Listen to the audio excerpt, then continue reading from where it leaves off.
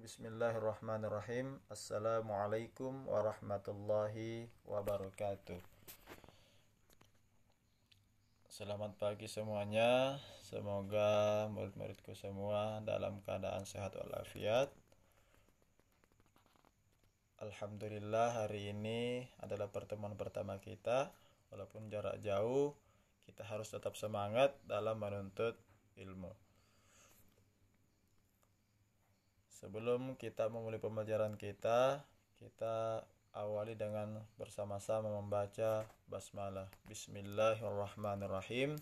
Dilanjut dengan doa, Rabbi zidni ilman warzuqni fahman, Rabbi syrah li sadri wa yassir li amri wahlul 'uqdatam min lisani yafqahu qawli. Oke, baiklah. Hari ini kita belajar baca tulis Al-Quran. Insyaallah di pertemuan pertama ini kita akan belajar tentang bacaan mad. Adapun tujuan pembelajaran kita yang pertama agar kalian bisa mengetahui pemahaman mad dalam ilmu tajwid. Yang kedua, membaca hukum pemahaman mad dalam Al-Quran. Yang ketiga, kalian bisa menulis hukum bacaan pemahaman mad dalam Al-Quran. Yang keempat, kalian mampu mempraktekkan hukum bacaan mad dalam Al-Quran. Yang kelima, membaca Al-Quran surah Al-Alaq dengan benar dan jelas. Sekarang kita masuk pada materi. Di sini ada mari mengamati. Mari mengamati, di sini ada 3 kolom yang disediakan. Di situ masing-masing kolom ada diberi tanda warna merah.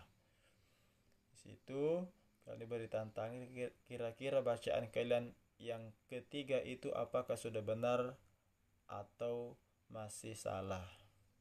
Tapi kalau masih belajar ya salah, tidak jadi masalah. Yang penting kita masih mau belajar untuk memperbaiki bacaan kita. Itulah gunanya belajar.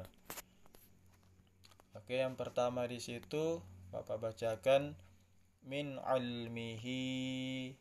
Yang kedua, iyyaka nasta'in. Yang ketiga, a'udzu billahi. Setelah kalian membaca dan mengamati bacaan di atas, coba tanyakan kepada teman kelompok kalian atau kepada kakak kalian kalau di rumah, atau siapakah yang ada di rumah kalian, apakah cara membacanya sudah benar. Yang kedua, apakah hukum bacaannya. Yang ketiga, bagaimana cara membacanya. Itulah yang akan kita pelajari. Kita masuk dulu yang bagian A, pengertian dan macam-macam mad. Pengertian mad, menurut bahasa mad itu artinya panjang. Jadi apanya panjang adalah bacaan panjang karena adanya huruf mad pada bacaan tersebut.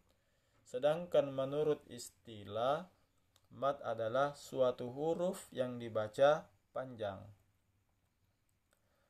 Panjangnya di sini bisa 2 harokat, 3 harokat, 4 harokat sampai 6 harokat.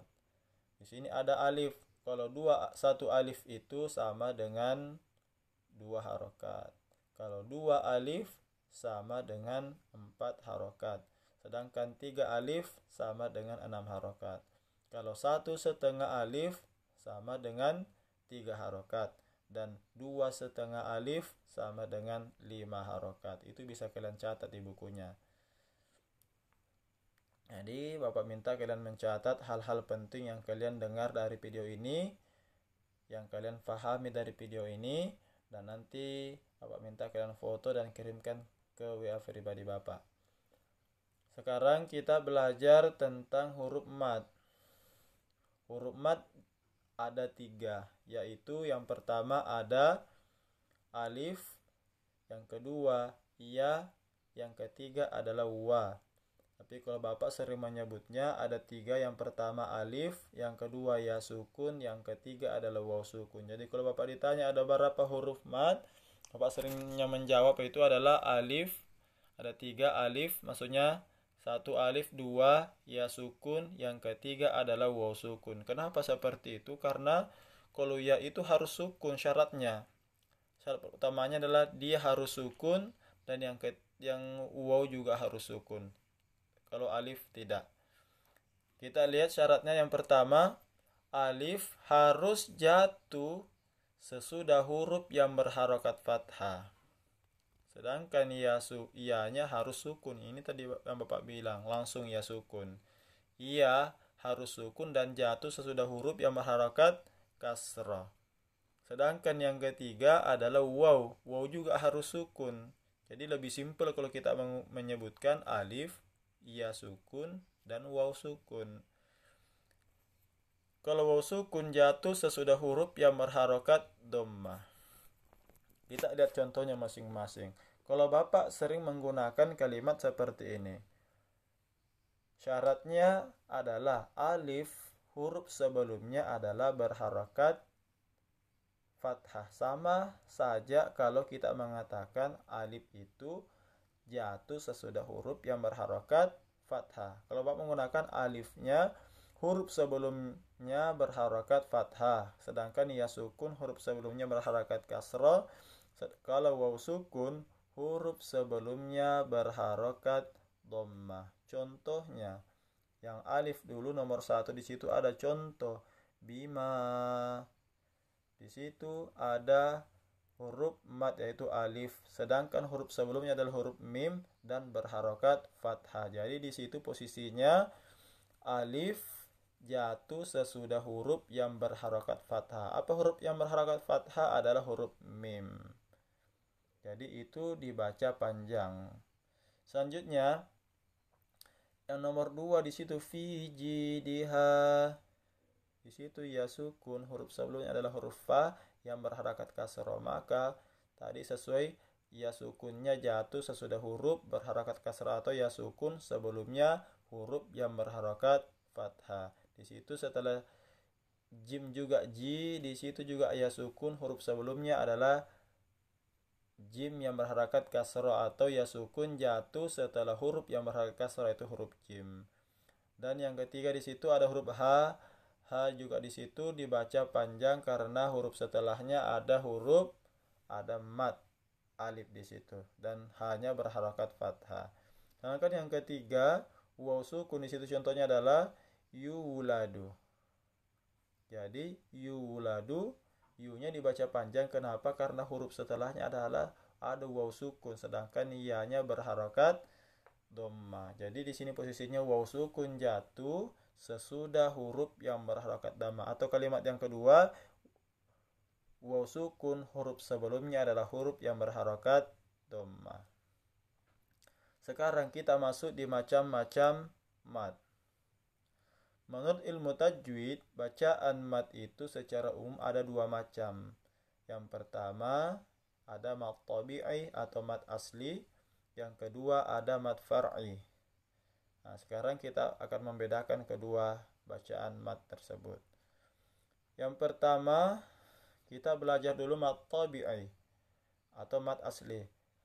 Ialah apabila huruf mad, ini bisa dicatat, apabila huruf mad tidak bertemu dengan hamzah, sukun, waqaf, tasydid atau sebab lainnya. Jadi huruf mad itu tidak ketemu dengan, maksudnya huruf setelah mad itu tidak ketemu dengan hamzah, sukun, waqaf, tasydid atau sebab lainnya. Kita lihat lebih jelas panjang dan contohnya. Yang pertama, huruf berharakat fathah bertemu dengan alif. Jadi huruf harakat fathah bertemu dengan alif. Jadi maksudnya ini huruf berharakat fathah dulu baru alif. Jadi duluan fathahnya, huruf yang berharakat fathah baru alifnya. Yang kedua, huruf berharakat kasroh bertemu dengan ya sukun. Sedangkan yang ketiga, huruf berharakat dhammah bertemu dengan waw sukun. Berapa panjang bacaannya kalau seperti ini? Panjangnya adalah 2 harokat atau 1 alif. Panjangnya adalah 2 harokat. Jangan sampai terlalu panjang atau sampai tidak panjang, itu salah. Contohnya di sini ada wa makana. Di situ huruf berharakat fathah. Apa yang berharakat fathah adalah ma dengan kaf. Ka di situ sama-sama berharakat fathah wa ma, sedangkan setelah ma itu ada alif. Ma-nya berharakat fathah, maka ini adalah mad tabi'i atau mad asli. Dan setelah huruf alif itu, huruf mad itu bukan huruf yang bertasydid. Tadi di atas ada pengecualiannya. Bukan hamzah, bukan huruf yang berharakat sukun, bukan waqaf, asalnya tempat berhenti, dan bukan juga huruf bertasydid. Tetapi di situ setelah alif adalah huruf kaf, maka ini berlaku mad tabi'i atau mad asli, dibaca panjang 2 harokat. Begitu juga dengan B. B di situ fi jidiha, di situ adalah huruf madnya adalah ya sukun. Sebelumnya adalah huruf yang berharakat kasrah yaitu fa, dan setelahnya huruf jim, bukan huruf hamzah, bukan huruf jimnya tidak sukun, bukan juga tempat berhenti atau wakaf, jimnya juga tidak bertasydid, maka di sini berlaku mad tabi'i atau mad asli, dibaca panjang 2 harokat atau 1 alif.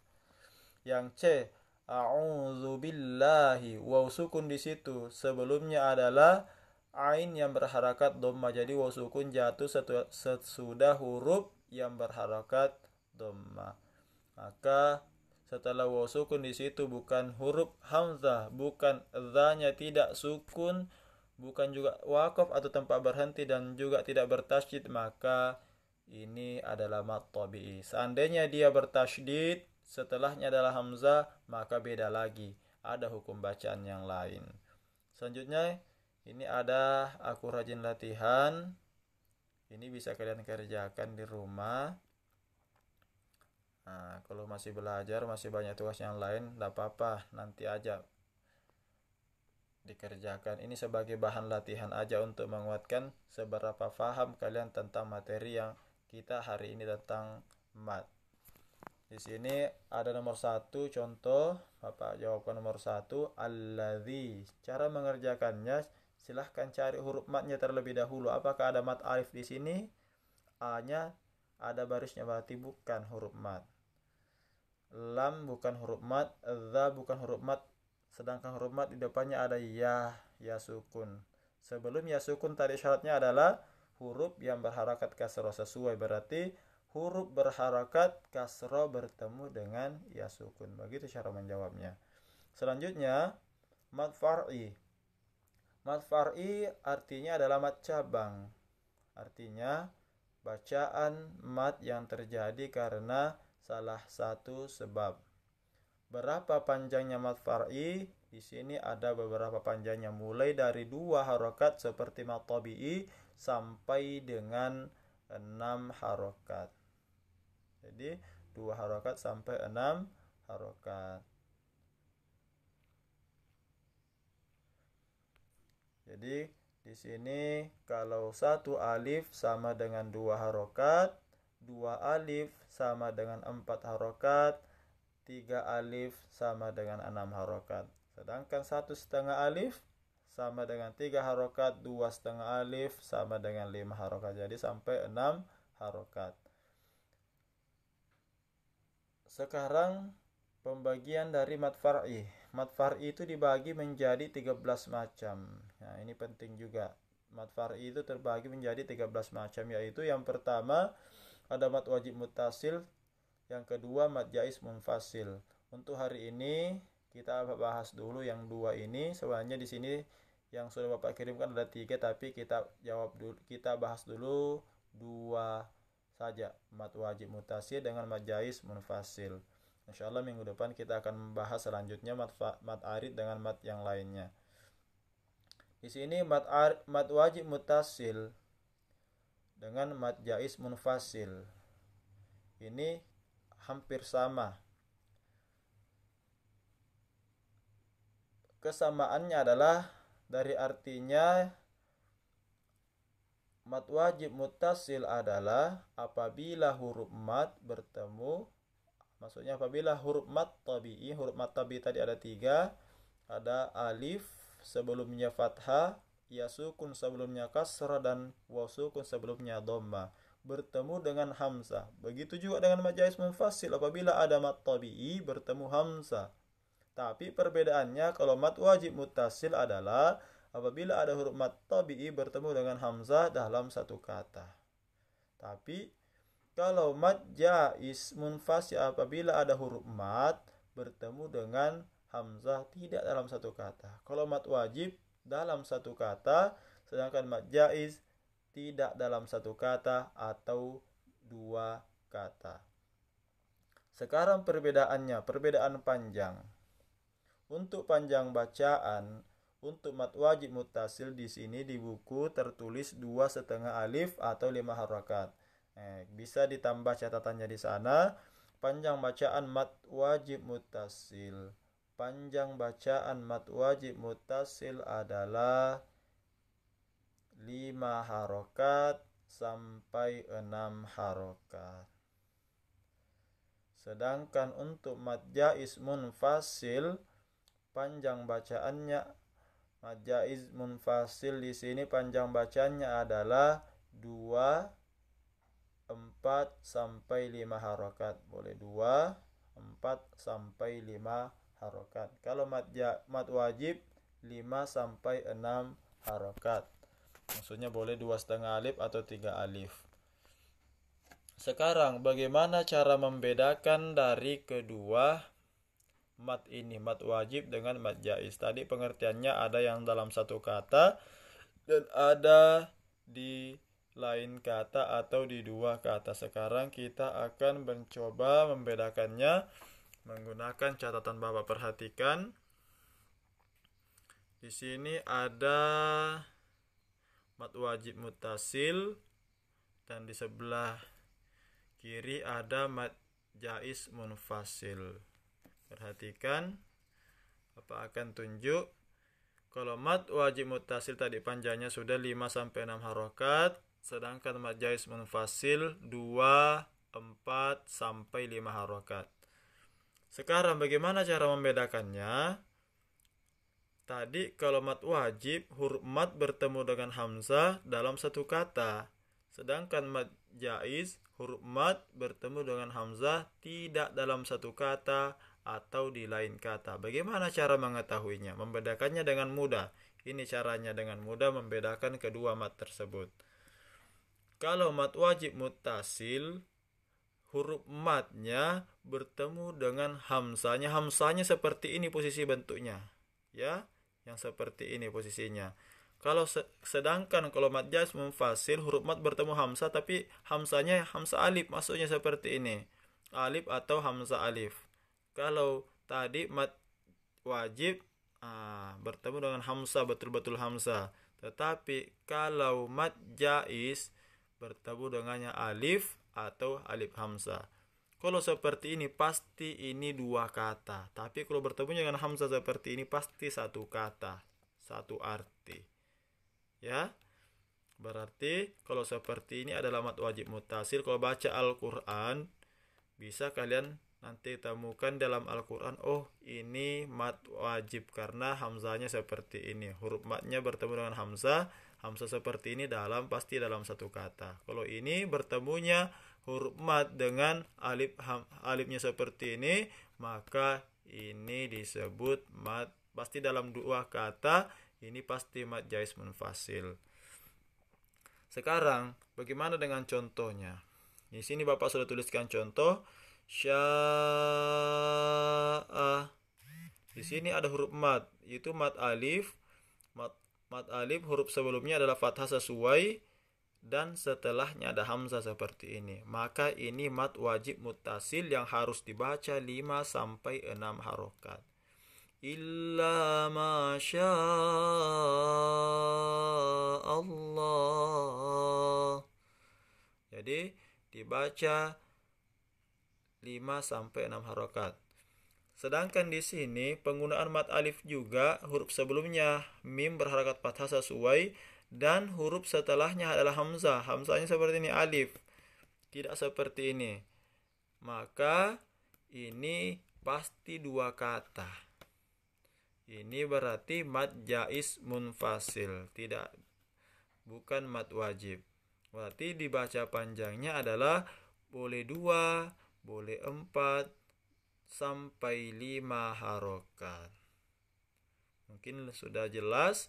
Bapak lanjut lagi. Di sini ada huruf mad ya sukun, sebelumnya kasroh. Ya kan? Tadi kalau ya sukun sebelumnya kasroh, kalau alif sebelumnya fathah. Tapi setelahnya adalah hamzah. Hamzahnya seperti nomor 2.